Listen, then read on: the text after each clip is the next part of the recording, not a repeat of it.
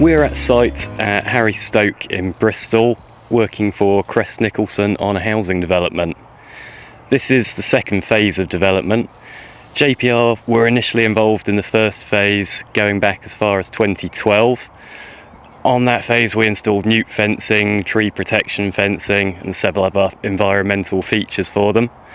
Second phase kicked off in 2018, which saw JPR installing about 2,500 metres of Newt fencing.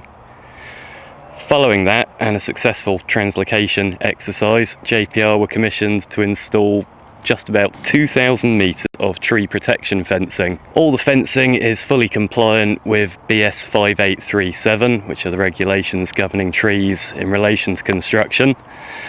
Fence consists of a large scaffold framework with weld mesh panels attached to it, and the general principle is that this fence then protects the trees and the root protection zones during construction.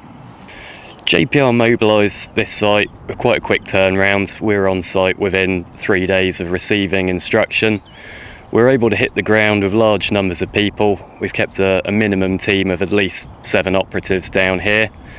We're also able to bring down a lot of our new plant for this job. So we've had the new tracked Protec post knocker down here, which is a great bit of kit. That means we've essentially had a one-man post knocking operation, and we've been able to drive in 300 poles a day, which is a great efficiency for us. We've also had our tracked Norcar loader down here, which has been fantastic. When it rains here, the ground gets very, very slippy. Wheeled vehicles become basically useless, and the track loader has really kept things moving. It's distributed materials all around the boundary of the site. It's really taken a lot of the manual handling out of this job from a health and safety point of view. That's really important to us. JPR do a lot of this type of work. We're seeing an increasing amount of tree protection fencing going in at the minute. Typically we would be working for developers all over the country delivering this service. Also on this site, the tree protection fencing serves several purposes. It doesn't just protect the trees, it's also acting as the main site security fence, keeping public access to a minimum. It also protects the newt fence during construction as well. The Great Crested Newt mitigation strategy for this site is quite complex. The licence has been running since 2012. There are several breeding ponds around the area.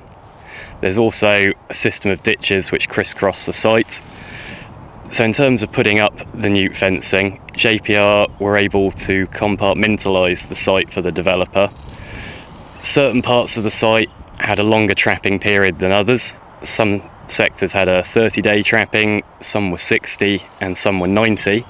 So working closely with the ecological consultancy, we were able to get certain parts of the site opened up ahead of schedule for the developer.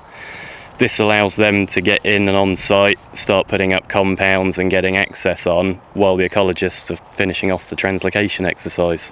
So JPR have created a few wildlife ponds on this site, and also the attenuation pond from a previous phase of the development has been colonised by great crested newts.